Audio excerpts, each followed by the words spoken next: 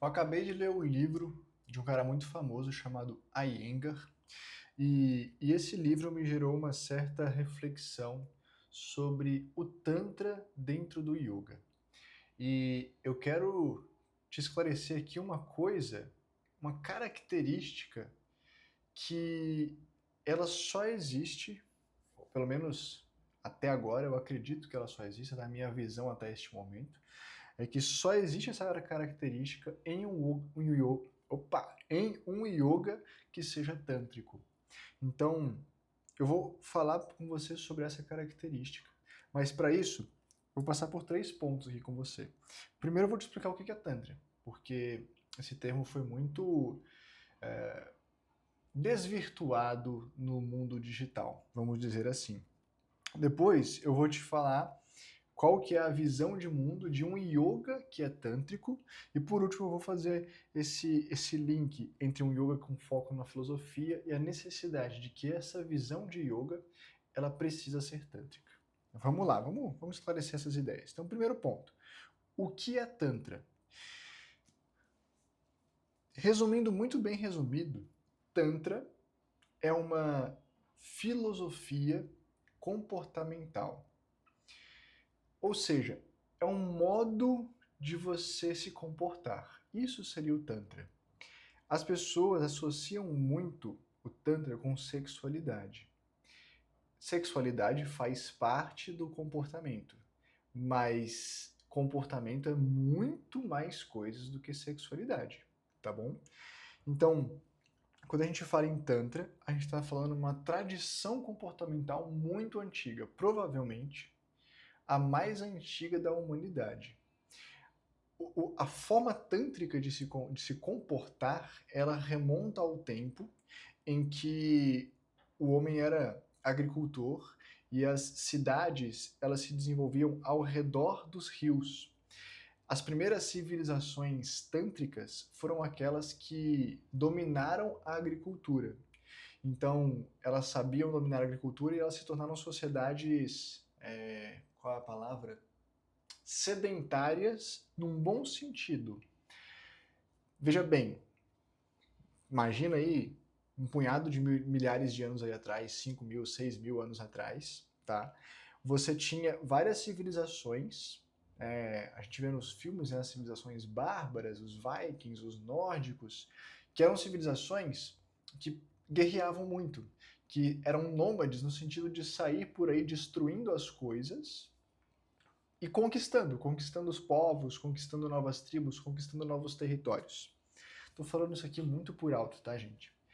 E dentro dessa sociedade, desse universo há 5 mil anos atrás, existiu, isso tem indícios arqueológicos, tá?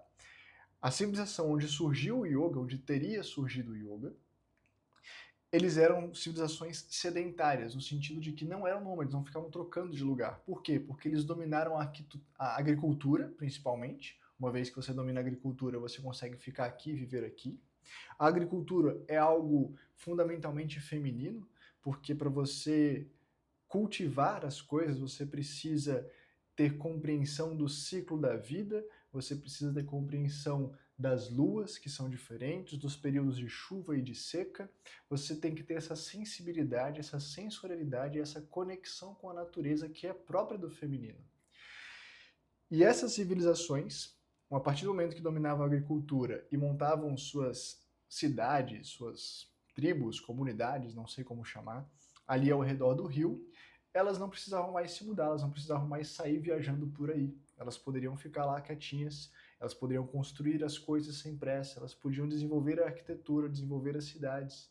Você tem registros, eu não estou com o livro aqui para mostrar, mas você tem registros assim arqueológicos de que os caras tinham domínio de esgoto há mais de 5 mil anos atrás, entendeu? Uma coisa assim absurda. Tudo isso só era possível por causa dessas sociedades centradas no feminino. Uma, uma civilização tântrica ela tem a ver com isso. É uma civilização que valoriza o feminino, valoriza o matriarcal, o sensorial e o desrepressor, certo? Se você valoriza a mulher, se a mulher tem uma posição de destaque, dentro de uma civilização, você naturalmente valoriza aquilo que é sensível, aquilo que é sensorialidade, porque isso é natural da mulher. E você também valoriza a desrepressão. Para ficar fácil de entender isso, a gente pode pegar e colocar uma filosofia que é exatamente oposta ao Tantra, que é o Brahmacharya. O Brahmacharya é o modo de ser, é o comportamento patriarcal, antissensorial e desrepressor. Quando você tem esse tipo de civilização, esse tipo de comportamento, a gente está falando de povos guerreiros. Sempre que eu falo de Brahmacharya, eu me lembro de uma cena do filme 300 de Esparta, que o cara lá, o rei, né, o Leônidas, vai sair para a guerra e ele tá lá conversando com a esposa dele, tá ali se despedindo, e aí ele tá olhando nos olhos dela, e aí vem aquela voz no fundo dizendo assim, eu te amo. Aí parece que o Leônidas falou eu te amo para ela. Mas a voz que disse eu te amo era do narrador da história. Esse filme ele é narrado, né? E aí fala, eu te amo. E aí o Leônidas está ali olhando para a esposa, boca nem mexe, ele vira de costas e vai embora. E aí a narração continua.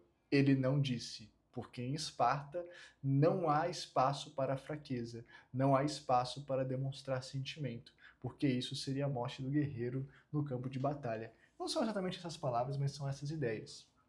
Então, quando você pensa em uma sociedade que ela tem o seu comportamento fundamentado pelo patriarcalismo, você tem uma sociedade que ela é guerreira, ok?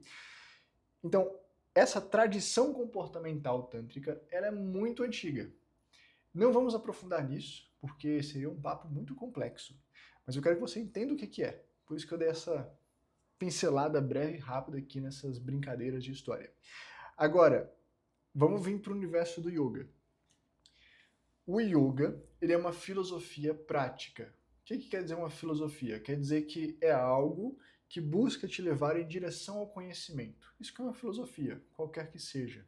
No caso do yoga, é uma filosofia prática.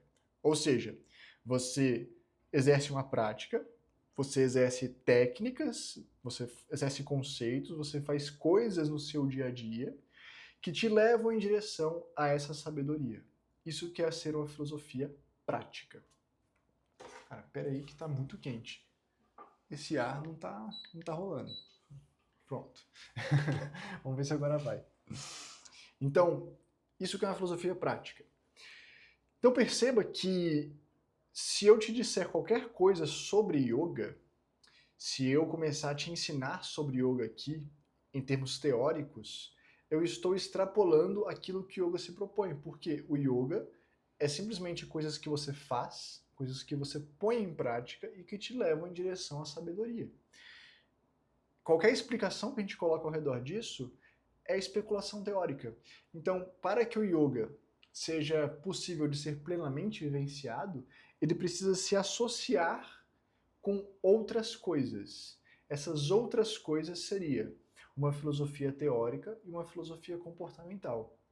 Então, sempre que você tem um tipo de yoga, existem várias modalidades diferentes, cada uma dessas modalidades, elas têm por que elas são tão divergentes entre si? Porque você pode ter um yoga, que ele tem uma visão de mundo, uma visão comportamental, que é brahmacharya, patriarcal, antissensorial e repressora, e você tem uma visão de mundo que é tântrica, matriarcal, sensorial e desrepressora.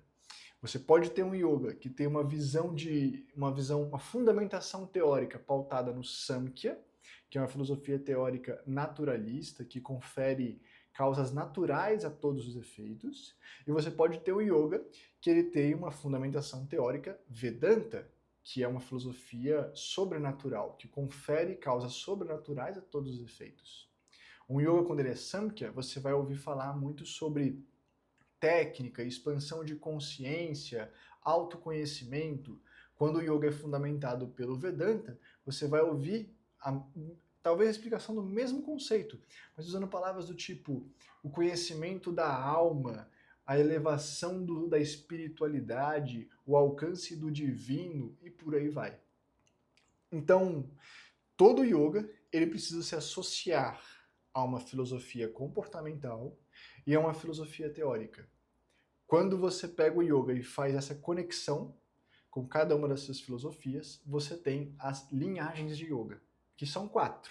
Você tem 4 linhagens possíveis. Você pode ter um yoga que ele é Tantra e Vedanta, você pode ter um yoga que ele é Tantra e Samkhya, você pode ter um yoga que é Brahmacharya e Vedanta, e você pode ter um yoga que é Brahmacharya e Samkhya, tá bom? Essas 4 combinações são possíveis, e essas são as 4 grandes linhagens de yoga. Cada modalidade de yoga que existe está dentro de um desses 4 grandes grupos. É por isso que você vê tanta, não vou dizer competição, mas tanta informação que parece oposta, tá? Tantas coisas. Você vê uma modalidade de yoga e outra falando 2 coisas que parecem semelhantes, mas também não parecem. E gera até uma certa rixa, né? No fundo, isso acontece porque os dois estão buscando o mesmo caminho, mas eles têm visões de mundo diferentes que fazem com que um não compreenda o outro. É mais ou menos isso. Entendido o que é o Tantra, essa visão de mundo que é o Tantra, nós podemos ir para o nosso segundo ponto. Como seria a visão de mundo de um yoga que ele é tântrico? De novo, eu vou usar o seu oposto, que é o Brahmacharya, para te exemplificar isso. Veja só, o yoga de linhagem Brahmacharya, ele é um yoga mais recente, tá? Ele é um yoga mais, digamos, mais moderno, mais atual, dentro da magnitude dos milhares de anos aí que tem o yoga, tá? Mas ele é um yoga mais atual. Então, hoje em dia, nós temos muito mais referência do yoga como uma visão Brahmacharya do que como uma visão tântrica, tá? É mais comum, ok? Pelo menos de forma geral. Talvez a sua realidade seja um pouco diferente, mas no geral o Brahmacharya é mais conhecido. E é exatamente essa visão do Yoga Brahmacharya que faz com que nós tenhamos tantos preconceitos em relação ao yoga. Como seria um praticante de yoga de linhagem Brahmacharya, de linhagem patriarcal, antissensorial e repressora? Seria mais ou menos assim. Eu vou começar a praticar yoga e eu preciso evoluir, eu preciso praticar muito, eu preciso fazer muitas técnicas, eu preciso canalizar a minha energia, eu preciso ser muito focado, eu preciso meditar muitas horas por dia. Neste mundo que eu estou aqui, isso é muito difícil. Tem uma obra acontecendo lá atrás, de repente está até atrapalhando o áudio aí do vídeo para vocês. Tem profissão, tem trabalho, tem família. Eu me casei e a mulher vive me solicitando coisas, e eu tenho um filho, e o filho também demanda muita atenção, demanda muito tempo, demanda muito esforço.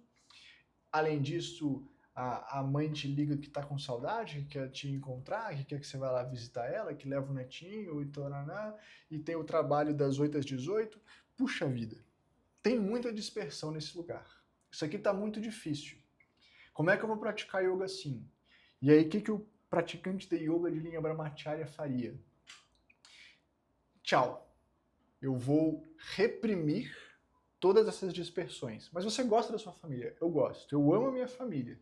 Mas em prol da minha evolução, eu vou ter que reprimir esse amor que eu tenho por eles para seguir na minha jornada espiritual, de autoconhecimento, que é muito mais importante do que isso.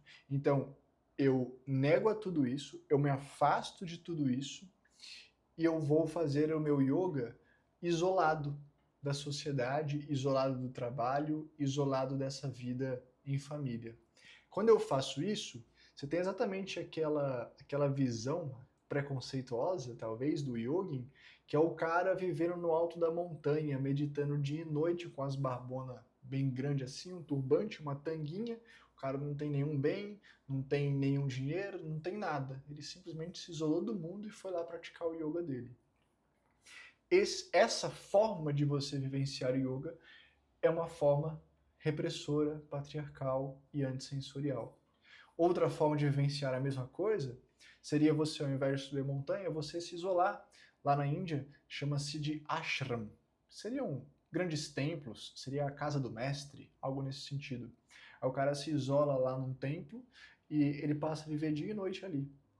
Renegou tudo, abandonou toda a vida que ele tinha, as riquezas, os bens, o conforto, a família, para viver lá.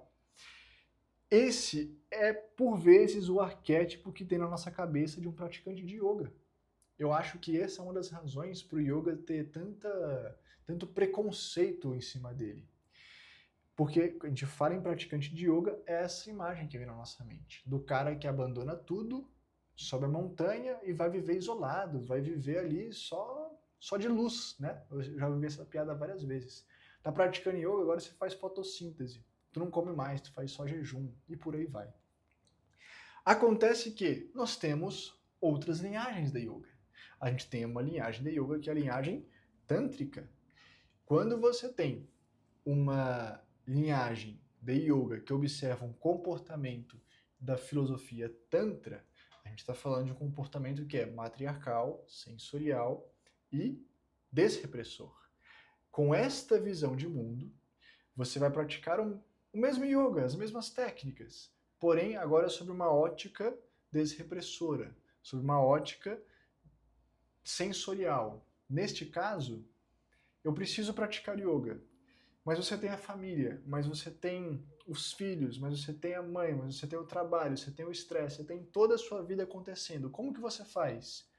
Você utiliza todas essas relações, todas essas dificuldades, todas essas vicissitudes do dia a dia como ferramenta para você continuar evoluindo. Eu utilizo toda essa dificuldade que tem ao meu redor, toda essa dispersão, como um estímulo para eu aprimorar ainda mais a minha concentração. Um estímulo para que eu consiga ser ainda mais, exercer ainda mais esforço sobre mim mesmo, sobre a minha vontade, para, apesar de todas essas dificuldades, eu ainda continuar praticando. Porque eu quero estar aqui, eu quero evoluir como pai, eu quero evoluir como filho, como marido, como profissional, e além disso, eu também quero evoluir na minha jornada do yoga. Isso é o que só os yogas tântricos têm. Essa ideia de você imergir o yoga dentro da vida real. Então, ao invés de você sair da vida real para praticar o yoga, você pega o yoga e você traz ele para a sua vida real. E tudo que você vê à sua volta se torna estímulos, se torna ferramentas a mais para que você busque ainda mais o aprimoramento através das ferramentas que o yoga te dá. Vou te dar um exemplo. A gente tem, por exemplo, dentro do código de ética do yoga, tem lá o preceito comportamental do não mentir. Tá? É o satya, dizer a verdade, sempre a verdade, a coerência. Na linhagem brahmacharya, eu me isolei, eu fui à porta da montanha, eu não falo com ninguém. Como é que eu vou mentir assim? Não tem como mentir, é muito fácil, é muito tranquilo. Problema resolvido, tá?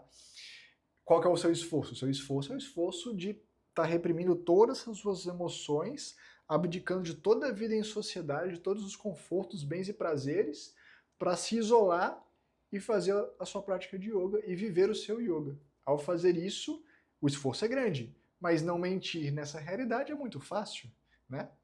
Você não vai conversar com ninguém, você não vai encontrar ninguém, é moleza você manter a verdade. Agora, imagine você aqui, na vida em sociedade, com a esposa, com o telefone, com o WhatsApp, com a rede social, com o chefe, com o cliente, 1001 solicitações, pessoal querendo marcar o happy hour, você não tá afim de ir, você fala que você não tá afim de ir, ou tu põe a culpa do teu filho, põe a culpa na esposa, fala que ela não deixou você ir. Quem nunca? Então, perceba, quando a gente tem um yoga que ele tem essa visão de mundo matriarcal, você tem muito mais desafios para manter a observância dessa jornada do yoga. Opa, calma aí, tem muita coisa acontecendo, como é que eu faço para manter a verdade, a coerência, como é que eu faço para não mentir diante desta e desta e desta e desta situação? Então você começa a ter a sua própria vida como uma ferramenta de aprimoramento pessoal. Um yoga, quando ele tem essa visão tântrica, é assim que ele enxerga a prática. E se de repente eu fiquei um dia ou dois sem praticar, não tive tempo para fazer nenhuma meditação, nenhum asana, nenhuma respiração, nada, não deu, a rotina me engoliu. Tá tudo bem, porque a ideia é ser desse repressor. O que você vai fazer a partir de agora para mudar isso, para que esse erro não aconteça novamente? Então, essa é a ideia que você tem que ter sempre em mente quando a gente pensa em yoga tântrico, de linhagem matriarcal. Perceba, quando você não escreva yoga tântrico no Google, pelo amor de Deus, vai ser um caos. Você vai ver coisas que você não quer.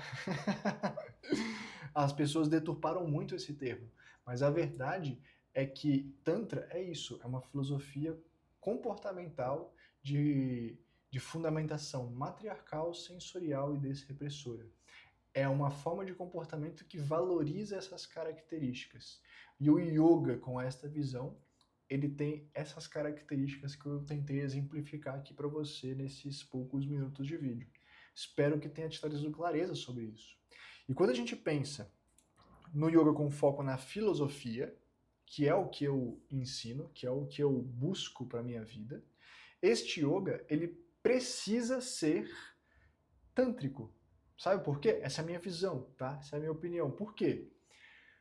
Porque quando eu falo de praticar yoga com foco na filosofia, eu estou falando de você compreender os princípios que existem por trás do yoga, compreender os objetivos que existem por trás do yoga, e através dessa compreensão da filosofia prática do yoga, como que você vai ter essa compreensão? Estudando, entendendo os conceitos, aprendendo um pouco de teoria também sobre yoga. Lembrando que da teoria a gente vai para outras filosofias, né?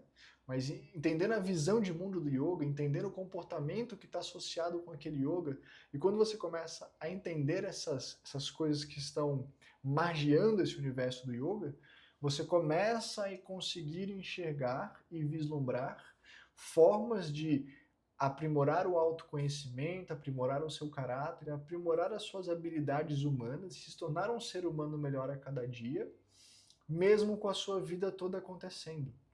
É isso que eu entendo por yoga com foco na filosofia. É você não ficar preso à ideia de ficar ali fazendo um monte de malabarismos corporais, mas você conseguir ver o yoga para muito além do seu tapete de práticas. Então você não vai fazer a prática? De jeito nenhum. A prática tem que existir, ela tem que fazer parte da sua rotina, do seu dia a dia. Mas quando você sai do seu tapete de prática de yoga, o yoga tem que ir junto com você. E se para você o yoga se resume a fazer umas ginásticas corporais, não tem como você ir para o trabalho e levar o yoga com você. Você vai levar o quê? Boa postura? É muito pouco, é muito raso. Você precisa entender um pouco mais sobre os porquês e os comos que permeiam esse universo da filosofia prática que é o yoga, para que você leve isso com você para a sua vida. É aí que entra você conhecer os conceitos do Satya, do Ahimsa, vamos pôr em português, a verdade, a não agressão, a não possessividade, o não roubar, a alegria, a purificação, a autossuperação, entre outros, vários conceitos que fazem parte do universo do yoga e você deve exercê-los no seu dia a dia. E esse exercer no dia a dia, para mim, eu só vejo sentido nisso quando você tenta exercer isso na sua vida real, junto da sociedade, junto de tudo que acontece na nossa vida moderna e cotidiana. Então é por isso que eu vejo que o yoga tântrico, ele é o yoga, para ter esse foco na evolução pessoal, na filosofia, na vivência diária, ele precisa ser tântrico, ele precisa estar entremeado com a sua vida de verdade, com a sua vida real. É assim que eu enxergo. Eu tenho certeza que você pensava alguma coisa bem diferente de Tantra, e eu espero que isso tenha lançado um pouco de luz para você entender de fato o que é um yoga tântrico. E não tem nada a ver com o que você poderia imaginar. Espero que isso tenha clareado as coisas para você. E se você quiser saber mais sobre como praticar yoga com foco na filosofia, conectado com a sua vida real e no seu desenvolvimento pessoal, conheça a comunidade Sattva. O link estará aqui na descrição desse vídeo. E a gente se vê numa próxima. Até lá!